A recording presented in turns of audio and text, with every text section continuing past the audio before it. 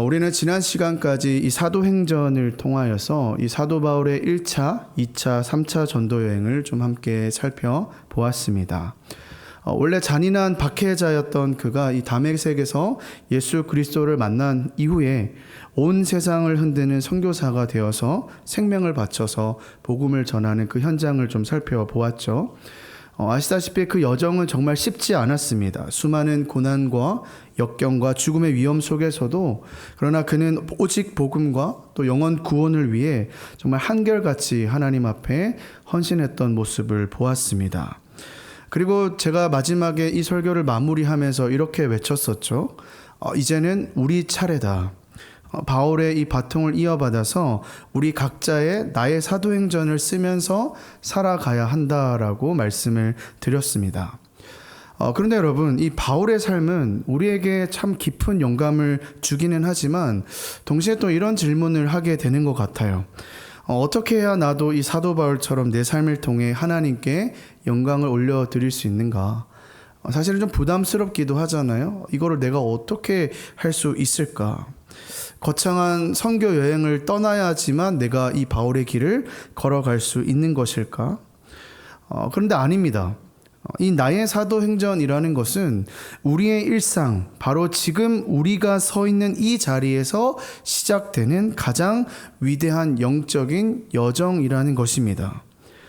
그래서 앞으로 저는 여러분들과 이 12주라는 시간 동안에 이 하나님께서 우리 각자의 삶에 품으신 그 놀라운 계획과 또 디자인을 발견하고 그 안에서 어떻게 우리가 나의 사도행전을 쓰면서 갈 것인지를 좀 깊이 고민해 보는 시간을 가지려고 합니다.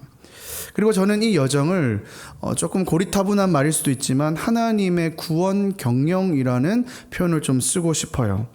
이 경영이라고 하니까 뭐야, 이 세상의 말을 왜 가지고 오지라고 할 수도 있지만, 여러분 이 경영이라는 건 뭐예요? 제가 써놨죠. 하나님께서 우리를 구원하시고 우리의 삶을 가장 아름답고 풍성하게 이끄시는 섬세한 계획이자 하나님의 사랑의 섭리라는 것입니다. 이 구원이라는 것 자체만 해도 굉장히 영광스럽고 사실은 어쩌면 우리 신앙의 가장 전부라고 할 수 있을 정도로 큰 사건이죠. 그러나 하나님의 이 구원의 계획은요, 우리의 이 구원에서만 멈추지 않는다는 것입니다. 훨씬 더 우리가 죽는 그날까지 하나님께서는 우리의 인생을 붙잡고 섭리하시고 함께 하신다는 거예요. 즉 구원받은 이후의 삶도 그분께서는 매우 중요하게 생각하신다라는 거예요. 그러니까 단순히 이제 내가 너희를 구원했으니까 다 됐다, 이제는 너희가 알아서 잘 살아봐라 라고 하는 것이 아니라 그 삶 역시 하나님의 주권과 섭리로 끝까지 붙들어 주신다. 그래서 저는 이것을요, 오늘 주보에 표지가 바뀐 거 보셨나요? Path to Salvation, 뭐예요? 구원의 여정이라고 부르고, 또 이 교리적인 용어로는 뭐라고 합니까? 아마 학생부에서는 공부를 했던 걸로 알고 있는데 이 성화라는 말을 쓰기도 하죠. 그래서 여러분, 이 사도행전의 서신서를 보시면, 사도행전이 아니죠, 바울의 서신서들을 보면요, 패턴이 비슷해요. 그냥 이 바울이 단순히 예수 그리스도께 받았던 그 복음만 선포하는 것이 아니라요, 그의 서신은 보통은 크게 두 부분으로 나뉩니다.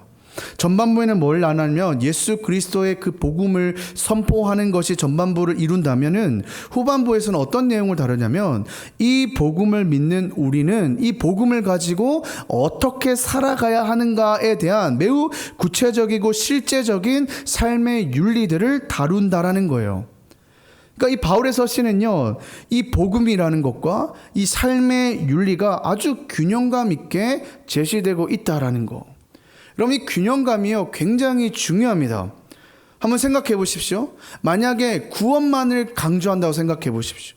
우리는 구원이 중요해, 이 구원이면 전부야 라고 하면 어떻게 우리가 생각할 수 있을까요?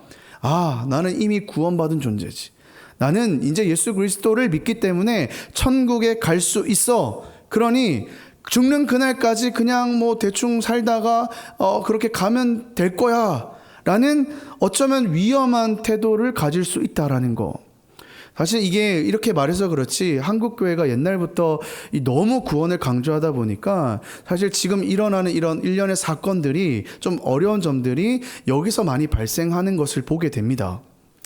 그런데 반대로요, 예수 그리스도의 이 은혜, 이 복음의 은혜가 빠진다면, 빠진 채 이 삶의 윤리만 강조한다면 어떻게 될까요?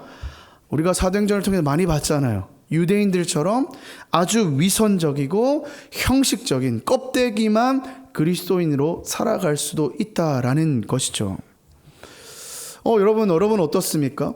여러분들은 어떠한 삶을 지금, 어떠한 그 구원의 여정을 걸어가고 계십니까? 오늘은요, 그 구원의 여정의 첫 시간으로서 이 구약에서요, 이 구원의 여정의 정수라고 부를 수 있는 이 출애굽기 12장의 6월절의 이야기로 좀 시작해 보려고 합니다. 이제는 이 신약에서의 우리 이 시스템을 이제 머리의 것들을 이제 구약으로 좀 옮기셔야 될 것 같아요.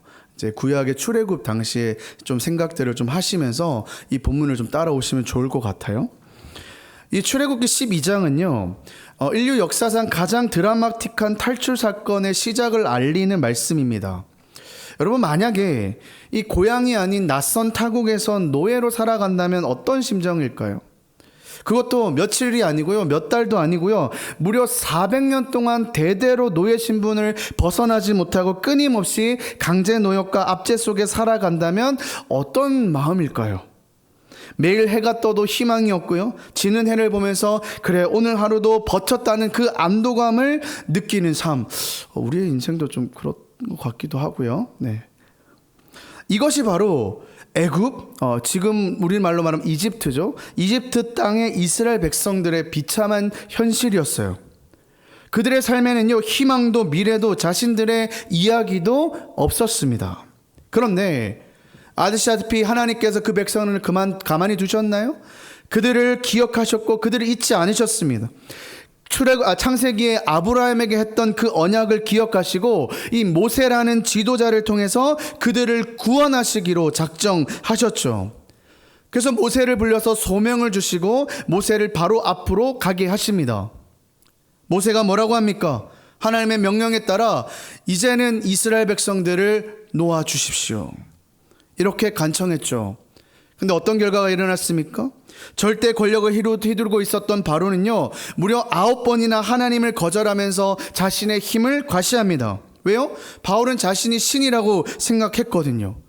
그리고 자신 외에도 이 땅에는 수많은 신들이 많았어요. 나일강의 신, 태양신, 소신, 개구리신, 메뚜기신.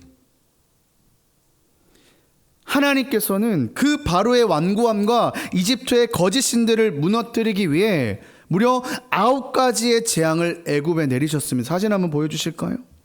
네, 온 땅이 피로 변했고요, 개구리 떼와 파리 떼가 온 땅을 뒤덮였고요, 온몸이 독한 종기로 뒤덮였고요, 메뚜기 떼가 모든 곡식을 삼키고 칠흑 같은 어둠이 3일 동안 지속되는 상상조차 할 수 없는 일들이 일어나게 됩니다.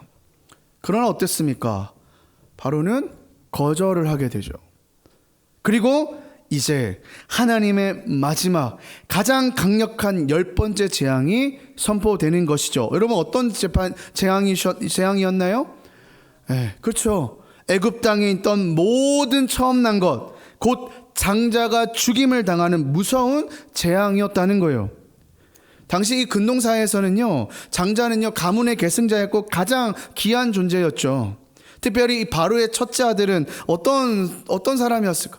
이집트의 미래였고요, 신과 같은 존재였어요. 그러니까 이 애굽의 장자가 죽는다는 것은 한 가정의 멸망을 넘어서 그 나라의 정체성과 미래가 송두리째 흩어지는 총체적인 이 재앙을 의미했다는 거예요.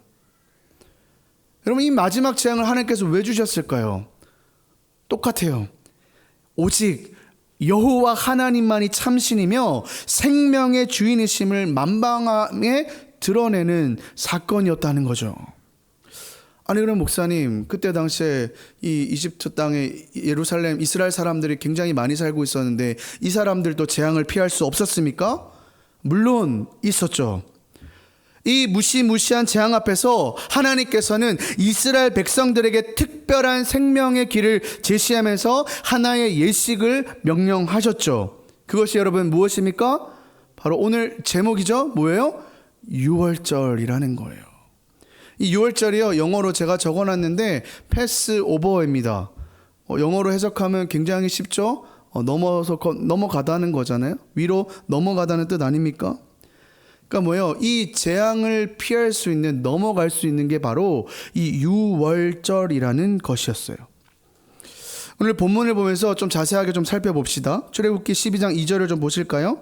하나님께서 모세와 아론에게 이렇게 말씀하세요. 너희는 이 달을 한 해의 첫 달로 삼아서 한 해를 시작하는 달로 하여라. 여러분, 당시 이 이스라엘 백성들은요, 애굽의 노예였잖아요. 그래서 이 애굽의 달력을 따르고 있었어요. 근데 하나님께서 지금 먼저 유월절을 하기 전에 이들을 부르셔서 뭐라고 하시냐면, 이제 그 애굽의 원력을 버리고 이스라엘만의 고유한 원력을 가지라고 지금 얘기하는 거예요. 여러분, 이게 무슨 의미일까요? 그냥 단순히 달력을 바꾸라는 얘기가 아니에요. 400년 동안 노예로 살면서 자신의 삶을 스스로 결정할 수 없었던 그들에게 뭐예요? 이제는 너희는 더 이상 애굽의 시간에 묶인 존재가 아니야. 내가 너희의 시간과 역사를 새롭게 할 거야. 이 달이 너희의 삶의 새로운 시작점이 될 것이야 라고 선언하시는 거예요. 그럼 이 사건이 여러분 신약에 뭘 얘기하는 걸까요? 바로 이 바울이 다메섹의 언덕에서 예수 그리스도를 만난 사건과 같다는 거예요. 바울이 여러분 이 다메섹 사건 이후에 그의 삶이 완전히 바뀌었지 않습니까? 우리도 마찬가지입니다. 우리 삶에 여러분 이러한 전환점이 있으십니까? 이러한 전환점이 있으십니까? 이런 전환점이 여러분 언제 있습니까? 바로 예수 그리스도를 인격적으로 만나는 순간, 예수 그리스도를 우리가 온전히 믿음으로 받아들이는 그 순간 우리의 시간표가 어떻게 해요? 완전히 새롭게 바뀌어 있는 것이죠. 저는 우리 모두가 아마 대부분은 이 전환점이 있다고 생각하지만 없으시다면 이 전환점, 놀라운 인생의 전환점을 우리 모두 다 경험하기를 소망합니다. 계속해서 살펴볼까요? 3절에서 6절입니다. 좀 길지만 제가 읽어볼게요.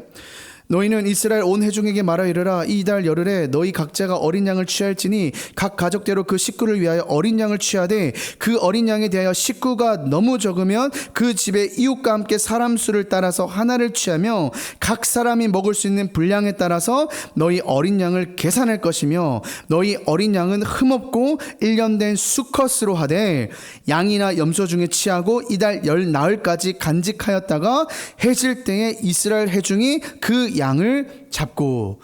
제가 사실 다 필요 없긴 한데 이걸 읽은 이유는 오늘 문제 나오기 때문에 한번 읽었어요. 네. 그냥 한번 보세요. 네. 여기서 제가 하고 싶은 말은요, 사실 5절과 6절이에요. 이 6월절에 뭘 지금 준비하라고 하시나요? 네. 흠없고 1년 된 어린 순양을 지금 준비하라는, 이거 얘기하고 싶었어요. 그리고 뭐예요? 이 양을 열 나흘까지 간직했다가 해질 때에 잡으라는 사실 아주 구체적인 명령을 하는 걸 볼 수 있어요. 이거는 사실 별개의 얘기인데 진짜 하나님께서 굉장히 계획적이고 철저하신 걸 보게 됩니다. 그냥 너 해, 알아서 해, 이게 아니에요. 정말 하나부터 열까지 다 제정해 주셔가지고 정말 우리가 그냥 그 가이드대로 따라가기만 될 정도로 하나님께서 얼마나 섬세하게 명령하시는지를 몰라요. 근데 여러분, 오늘 이렇게 어린 순양을 잡으라는 이유가 뭘까요? 이게 우리에게 어떤 의미가 있을까요? 여기서 이 흠없는 양은 여러분 누구를 말할까요? 신약에? 바로 맞아요. 예수 그리스도를 의미하는 거예요. 그러나 죄 없으신 예수 그리스도를 이 예표하고 있는 어린 양의 희생 없이, 즉 생명의 희생이 없이는 그 누구도 구원받을 수 없다고. 그 누구도 지금 이 죽음의 영을 피할 수 없다는 것을 보여주는 하나님의 명확하고 준엄한 말씀이었다는 거예요. 사랑하는 여러분, 오늘 이 유월절은요, 노예였던 이스라엘이 자유인이 되고 하나님의 백성으로 거듭나는 이 구원의 대서사시가 시작되는 지점이에요. 이는 우리가 이제 앞으로 살펴볼 하나님의 이 구원의 경영의 시작을 보여주는 가장 중요한 역사적인 사건이기도 합니다. 그렇다면 이 유월절이, 이 구약의 유월절이 우리에게 주는 구체적인 메시지, 왜 이게 중요할까? 사실 우리 이 제사랑은 이제 상관없지 않습니까? 근데 아직까지 왜 이게 중요하다고 하면서 12장을 먼저 들어서 이 6월절의 메시지를 통하여 우리에게 무슨 말씀을 하시려고 하는 걸까를 오늘 이제 이 여정을 시작하기 앞서서 좀 함께 좀 살펴보려고 합니다. 첫 번째는요, 제가 다 써놨는데 피 관리라는 거예요. 좀 되게 좀 별로죠, 단어가. 이거를 대체할 수 있는 단어를 찾다가 못 찾아서 그냥 피 관리라고 했습니다. 원래는 피 발음이었거든요. 나의 사도행전 첫 페이지에 딴 게 아니고 예수 그리스도의 보혈을 새기라는 겁니다. 이게 첫 번째 스텝이라는 겁니다. 출애굽기 12장 7절 말씀을 좀 볼까요? 이제 구체적으로 이 6월절 때 어떻게 해야 되는지가 나와 있는데 7절을 보실까요? 뭐라고 합니까? 그 피를 양을 먹을 집 좌우 문설주와 임방에 바르다는 거예요. 이 문설주와 임방이 뭐냐면 다음 사진 보여주실까요? 이 문설주는 여기 세로로 나와 있는 이 틈을 얘기하고요. 임방은 저 위를 얘기합니다. 그러니까 이 옆에 있는 문설주와 그 상 위쪽에 있는 임방에다가 이 어린 양을 잡은 그 피를 바르라라고 지금 얘기하는 것이죠. 그리고 뭐예요? 마지막 날 재앙에 이 죽음의 그림자가 지나갈 때에 이것이 발려진 집은 그냥 pass over, 넘어간다는 의미 있는 겁니다. 이게 여러분 이게 무슨 의미일까? 여러분 이 피가 뭘까요? 아까 어린 양이 예수님이라 했지 않아요? 이 피는 뭐예요? 예수 그리스도의 보혈을 의미하는 거지 않겠어요? 그러니까 이 피는 뭐예요? 이 우리가 가지고 있는 우리의 모든 죄를 용서하시고 우리를 정말 사망과 죽음의 권세에 빠질 수밖에 없는 우리를 건져내신 예수 그리스도 십자가의 보혈을 지금 상징하는 거예요. 그러니까 우리는 그 피의 능력으로만 의롭다 함을 받고요, 하나님의 자녀가 될 수 있고요, 죄의 사슬에서 완전히 해방될 수 있다. 아니, 이미 해방되었다는 거예요. 여러분 믿으십니까? 너무 당연한 걸 제가 얘기했나요? 그런데 문제는요, 우리가 어떻게 해요? 구원을 받았다고 해서 우리의 삶이 저절로 완전해지지 않는다는 거예요. 이 6월절을 보냈던 이 출애굽 백성들 잘 살았나요? 아니요. 가서도요, 엄청나게 많은 우여곡절이 있었어요. 우리도 마찬가지지 않아요? 우리도 분명히 여러분들만의 그 구원의 사건, 구원의 기점이 있었을 겁니다. 그러나 세상이 가만히 두지 않죠. 여전히 우리 마음 가운데는 죄성이 살아있고 이 세상이 끊임없이 우리를 유혹하는 거예요. 하다 이제 바울 또 로마서에 뭐라고 합니까? 오호라 나는 곤고한 사람이로다. 이 사망의 몸에서 나를 누가 건져내려고 하면서 탄식하지 않습니까? 그러니까 여러분 이 바울의 탄식이요, 사실 우리들의 탄식이기도 하다는 거예요. 우리는요 매일 이 죄의 유혹에 노출되어 있고 불완전한 육신의 모습을 입고 사는 한 계속해서 이것에 넘어질 수밖에 없다는 거예요. 여러분들도 잘 아실 거예요. 죄를 지었음에도 우리가 너무 무감각해지거나 나도 모르게 여전히 나의 이 옛습관에 끌려서 살고 있다면 우리는 다시 이 원점으로 돌아가 봐야 된다는 거예요. 지금 내 이 문설주와 임방에 예수 그리스도의 보혈의 피가 지금 발려져 있는가? 여러분 이게 먼저 점검이 되지 않으면요, 우리가 아무리 나의 사도행전을 써내려가야 합시다 라고 하지만 아마 가지도 못하고요, 멈춰있는 사람도 있을 거고, 아니 심지어는 구태하는 사람들도 있을 거라는 거예요. 사랑하는 여러분, 세상의 그 어떤 것도요 우리를 깨끗하게 할 수 없습니다. 화장실 청소 좋아하시는 분 계신가요? 저는 화장실 청소 굉장히 좋아하거든요. 마음이 깨끗해지는 것 같아요. 근데 여러분 아무리 화장실 청소를 해도요 깨끗해지지 않아요. 왜요? 원래 이 화장실은 습한 장소잖아요. 조금만 놔두면요 또 곰팡이가 끼고요, 아마 청소 안 해보시면 모를 거예요. 근데 청소 안 해보신 분은 알 것 같아요. 빨간 이 곰팡이 피는 거 아세요? 빨개지는 거 아세요? 네, 생겨요. 그러니까 우리가요 이 예수 그리스도의 보혈이 아니라 자꾸 다른 것들로 뭔가 해보려고 하면요 뭐요? 여전히 남아있는 이 죄성이요 우리를 계속해서 넘어뜨릴 수밖에 없다는 거예요. 너무 당연한 말일 수 있지만 예수 그리스도의 이 보혈만이 우리를 깨끗하게 하실 수 있다는 거. 우리 잘 아는 찬양 있잖아요. 제가 불러야 되나 말아야 되나 고민하다가 부르기로 결단했어요. 네. 주의 보좌로 나갈 때에 나 여전히 부족하나, 이 정도 되면 같이 불러야 되거든요. 나를 구원한 주의 십자가 그것을 믿으며 사네. 뭐라고 해요? 자격 없는 내 힘이 아닌 오직 예수님의 보혈로, 자격 없는 내 힘이 아닌 오직 예수님의 보혈로, 십자가의 보혈 완전하신 사랑 힘입어 나아갑니다.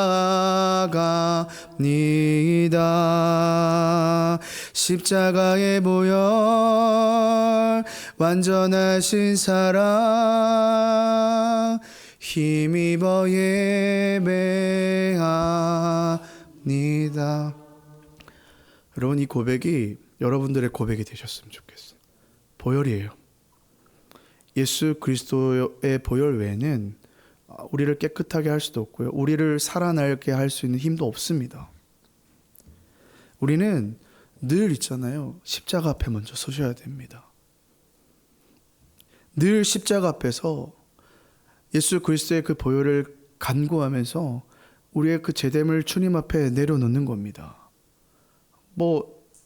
한 6개월 동안 쌓아놨다가 수련회 때 또 탁 회수하는 방법도 없지 않아 있긴 합니다. 근데 그 말은 뭐예요?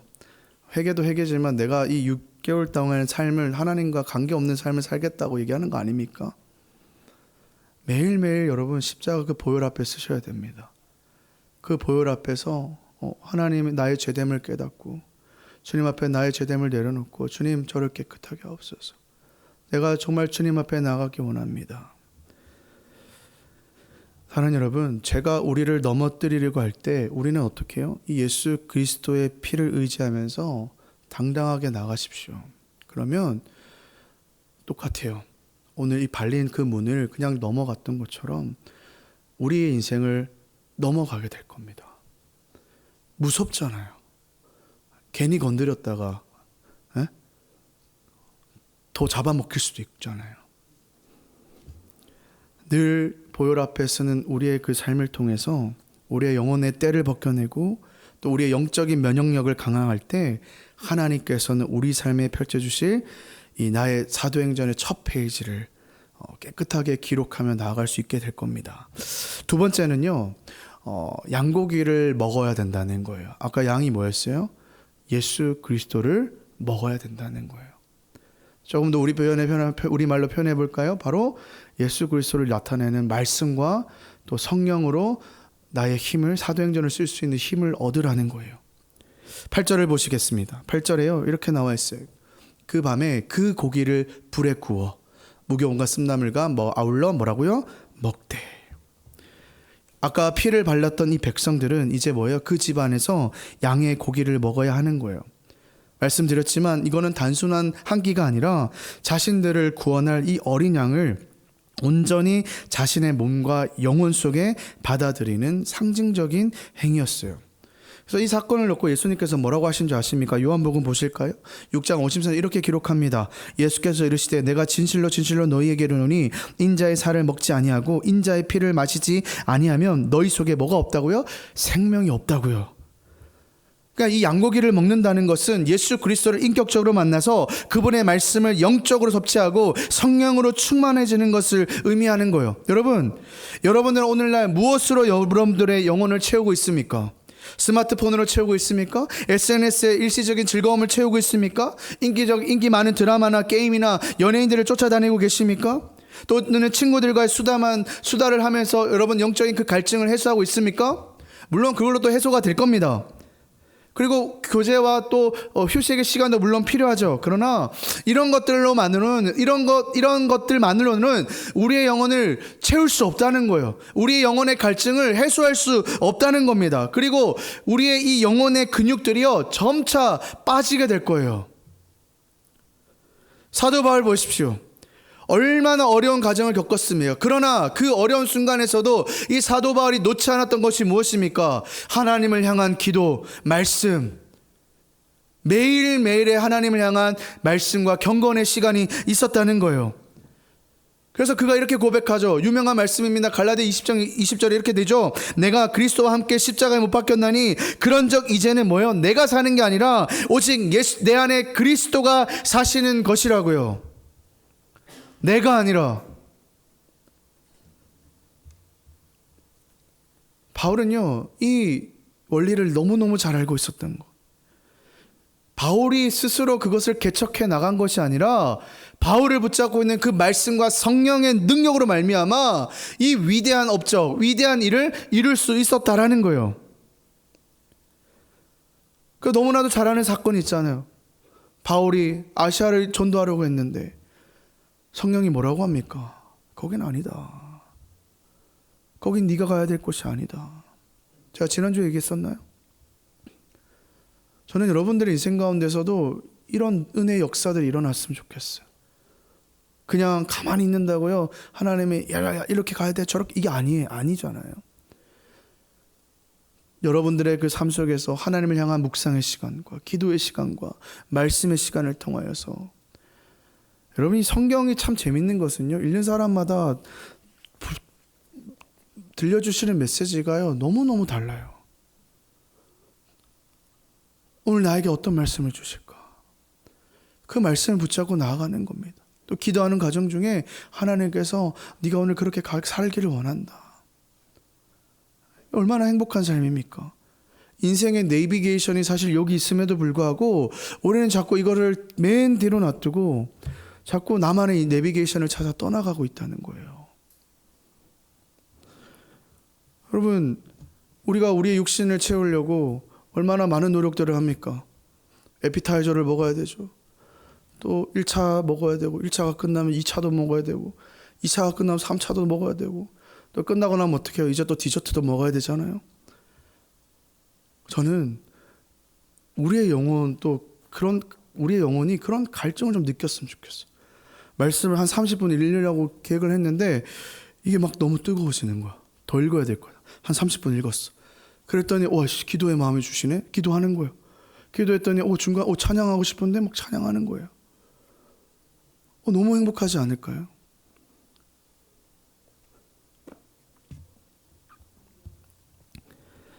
로켓이 발사가 되려면 엄청난 에너지를 뿜어야 되듯이 필요하듯이 우리의 삶이라는 이 세상을 박차고 살기 위해서는요, 이 하나님께서 주시는 압도적인 영적인 에너지가 필요합니다.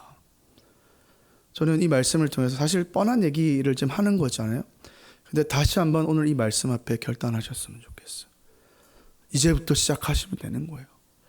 이제부터 일독하시면 되고요. 이제부터 제자반 하셔도 되고요. 홍보 아닙니다. 이미 다 채워졌어요. 이제부터 하나님과 소통하는 시간을 만드시면 됩니다. 그때에 우리의 영혼은 강건해질 것이고요. 지금은 정말 사실 얼마나 이것 때문에 막 죽고 싶잖아요. 너무 힘들잖아요.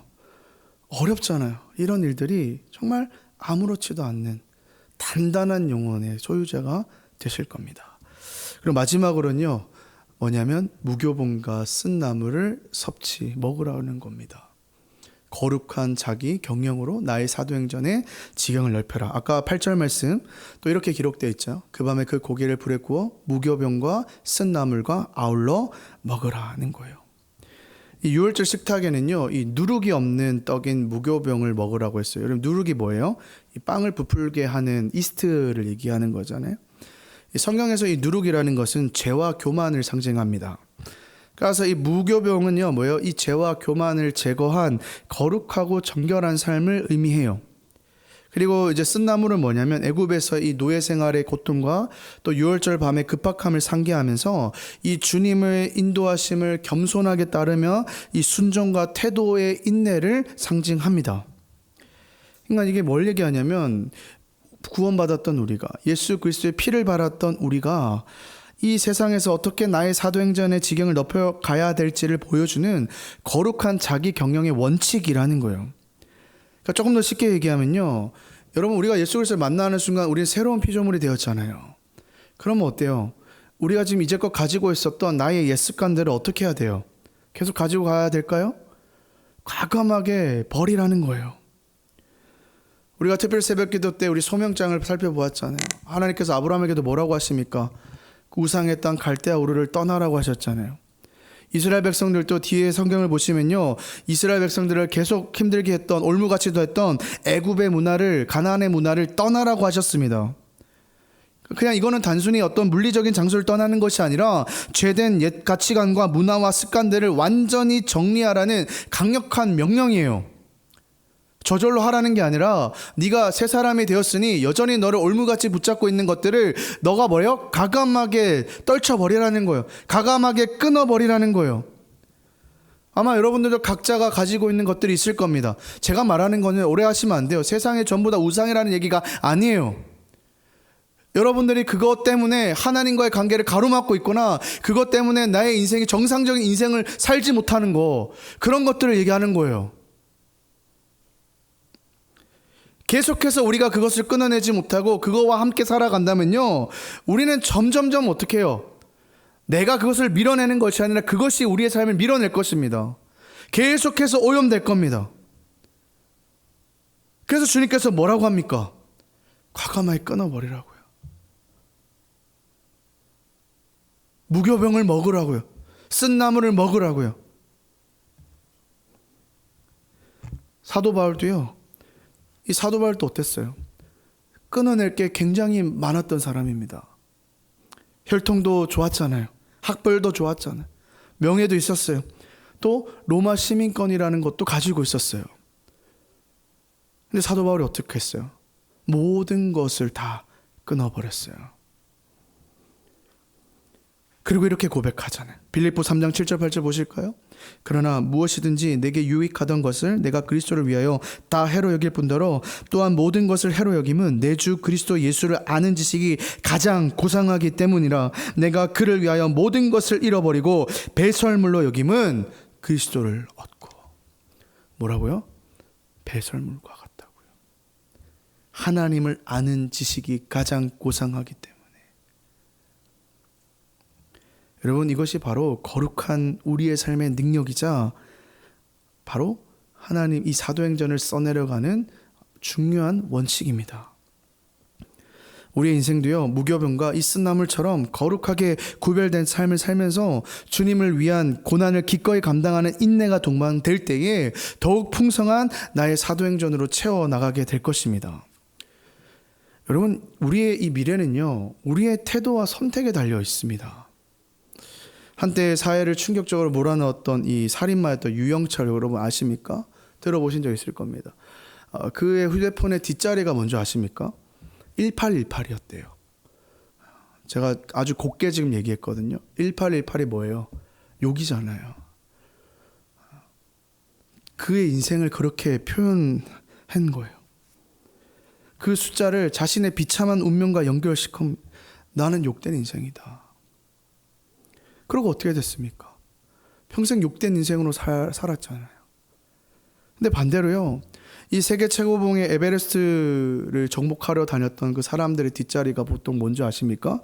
8848이래요. 뭘까요? 에베레스트의 높이라고 합니다.